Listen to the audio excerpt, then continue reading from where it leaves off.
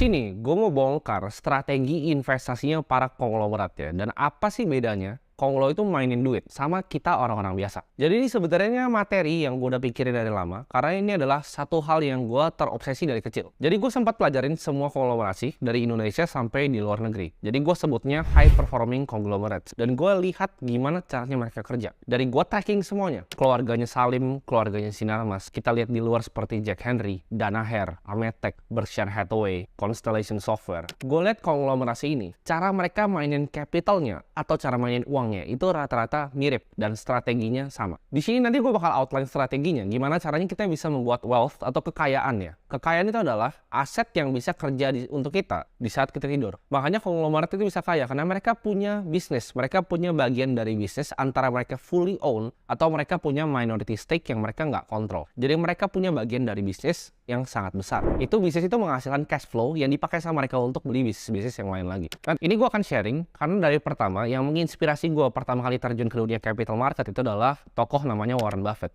Jadi kita akan bahas dari Warren Buffett dulu. Dari awal tuh gue terobsesi ngeliat gimana caranya dia bikin namanya Berkshire Hathaway ini.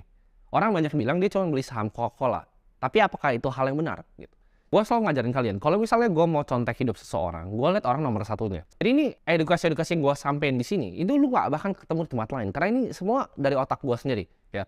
Jadi gue tuh punya notes. Jadi gue ada buku di sini. Kalian lihat.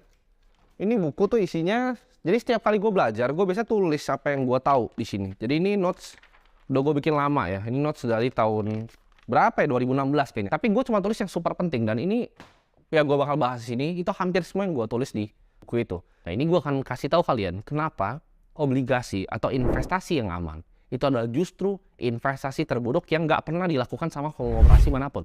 Konglomerasi never buy bonds. Nggak pernah beli obligasi ataupun surat hutang. Nah, nanti gue breakdown ya punya Warren Buffett, strukturnya kenapa dia nggak akan pernah beli bonds. Jadi dalam investasi ada yang namanya Holy Grail ya. Itu ibaratnya itu kayak cangkir emasnya gitu. Cangkir emasnya dalam investasi adalah permanent capital. Ini yang gue pelajari. Ini kenapa kalian perhatiin Saratoga itu IPO. Ini kenapa Berkshire Hathaway itu adalah perusahaan TBK. Karena mereka dapat akses ke uang yang nggak pernah balik lagi. Berkshire Hathaway bisa besar itu bukan karena dia invest saham doang. Tapi Berkshire itu ada dua strateginya. Strategi pertama adalah dia beli semuanya bisnisnya. Contohnya seperti Geico. Yang pertama dibeli adalah perusahaan asuransi. Karena tadi uangnya dikasih dan nggak pernah balik. Jadi konglomerasi itu caranya gitu. Cari yang bisa ngasih kalian permanent capital. Jadi ini adalah yang dilakukan sama Warren Buffett di Berkshire Hathaway. Strategi dia dua. Ya, akuisisi perusahaan yang TBK, tapi minoritas seperti Apple, terus nggak pernah disentuh. Atau dia masuk ke dalam manajemennya seperti Geico. Jadi Berkshire ini adalah kumpulan dari perusahaan